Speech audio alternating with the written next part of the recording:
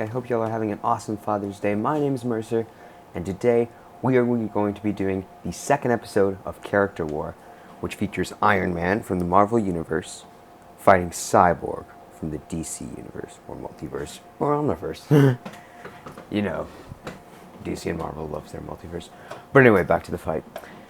So today for this fight, let's start a couple ground rules. For one, they will not be using any outworldly tech. Cyborg, of course, will have his mother box, because that will be allowed, because he's allowed to use that. And then Iron Man will have his Bleeding Edge suit and his Hulkbuster suit.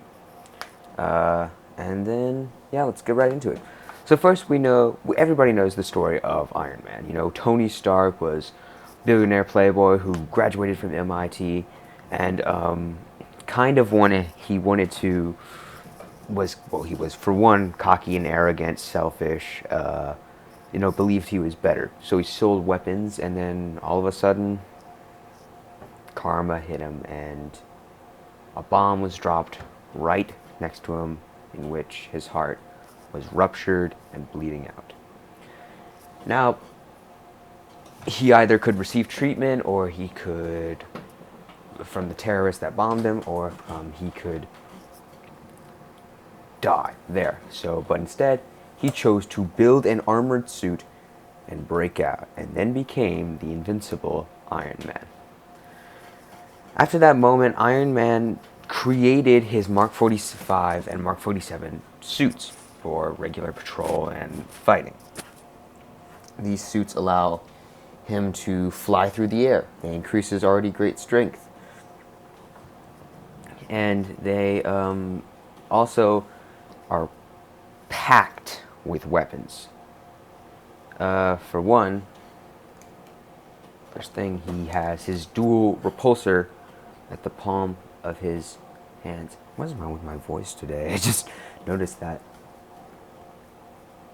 Alright, thank you guys. Sorry. And he also has his unibeam from his arc reactor in his chest. He can, and then he is packed to the brim with weapons, with missiles.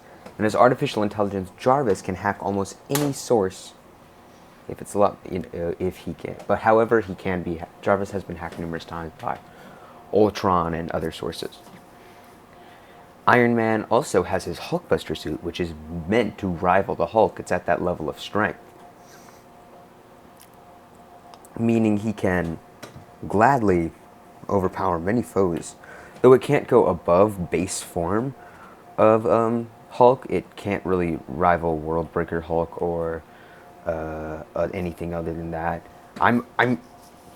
If you guys are just like only movie fans and not in the comics, which is fine and all, it's like the Hulkbuster suit like beat the crap out of Hulk, and that does happen in the comics more often, but not as much. He still kind of struggles. Other than that, it's incredibly powerful. Iron Man can also he's got the same weapons and modifications, and he's stronger in the Hulkbuster armor. Another thing to mention is that what am I doing? I'm sorry. The next suit is I thought I was about to say something for the he can send his fist in the Hulkbuster suit like as missiles. And then in the next suit's the nanotech suit, which is literally bent on Tony's imagination. The nanotech armor allows him to create swords and more weapons. His arc reactor and his repulsor blast are double charged. He can move faster than the eye can see. He can take hits from Storm's lightning bolts. Remember, he's not using any other outworldly tech. He can keep up with Captain America in unarmed combat. He can move faster than the eye can see. I just said that. What I meant is that he can take the Infinity Gauntlet from Thanos, and Thanos can predict incredible speeds. But however, he's super cocky and super arrogant, and in my opinion, he's done more good than harm, and he's really made up for the bad person that he once was when he sold weapons. Now it's time for Cyborg. Cyborg was an athlete named Victor Stone who had a father who was working at Star Labs, and basically they didn't have a good relationship, him and his father. His father was focused on his work instead of Victor, And one day they were having an argument in his laboratory when an explosion blew off. Now, Silas Stone, his father, was studying the mother box, an apocalyptic piece of technology built from Apocalypse, forged from Apocalypse, which allows a person to harness some antimatter energy and boom tube or create a portal to another dimension or area.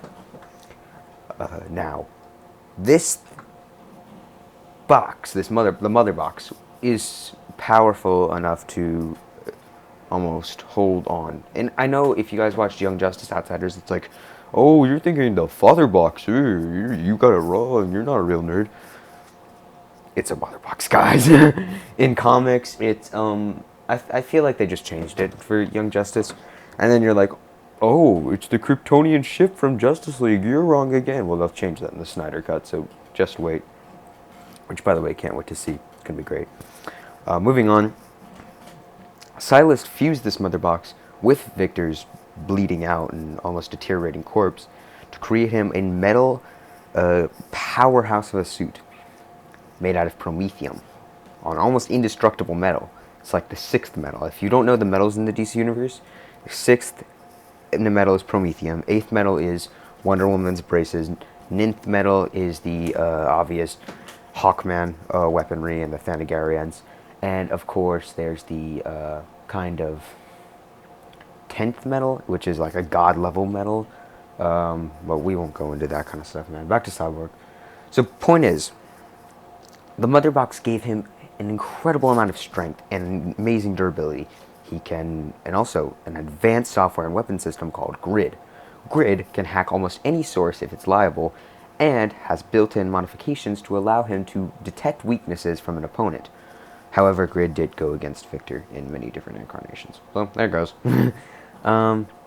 However, Grid's most powerful source, much like Mega Man, is his advanced weapon system.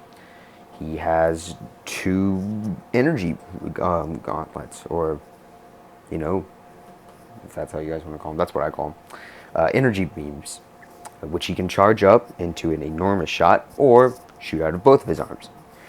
Cyborg's one power source is his mother box, which almost has an unlimited amount of energy.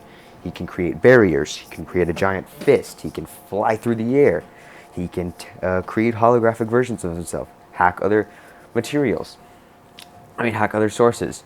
He can shoot a laser out of his eye.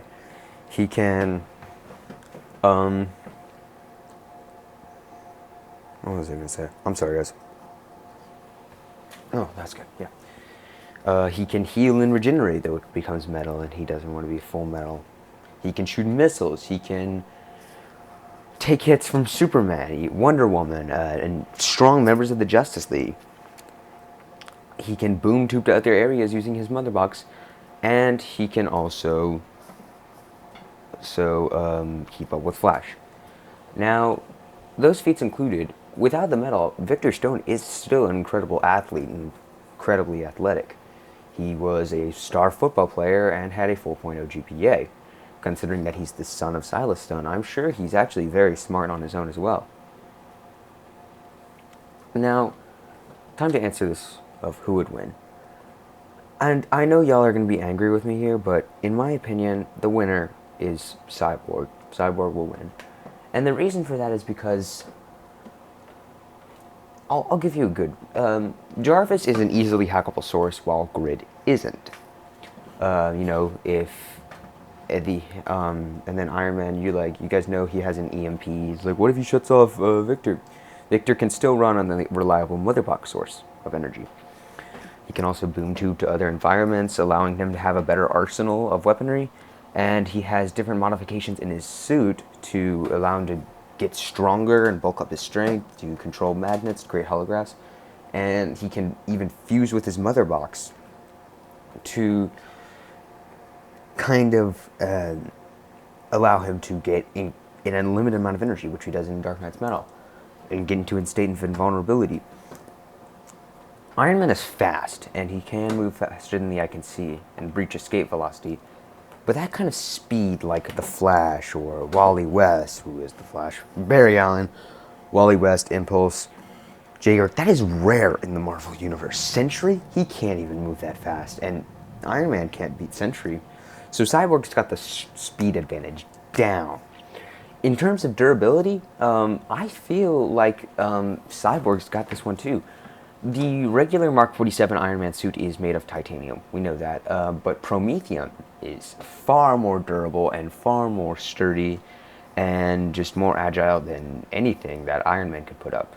Yes, Iron Man has the nanotech armor, which has a regenerative healing factor, but thanks to Grid's advanced software, it could nail a hit on Iron Man when you least expect it. Now, taking this into account, Iron Man's Hulkbuster suit is strong, but that kind of strength is only made to fight base form Hulk. Hulk in his base form. But in base form, why am I saying base form so much? Superman is stronger than base Hulk. It's not World Breaker Hulk. That's not meant to fight World Breaker Hulk. But Cyborg has taken hits from Superman, so it's likely that those will be weaker punches, if not less powerful. From what I know, I do feel like in terms of strength, Cyborg has this down too. He also has many experience taking on, Iron Man's fought Captain America, Cyborg's fought members like Nightwing and Batman even. You can't beat that. Which are far more experienced fighters than anything, than Captain America. And you also have the question, like, what about Bleeding Edge? Bleeding Edge, you guys haven't mentioned Bleeding Edge yet. Well, I did actually a little bit, and it's like, Grid has such an advanced software, he can almost hack Bleeding Edge. It's likely true, considering that Bleeding Edge is like, very powerful, and it's only bent on his imagination.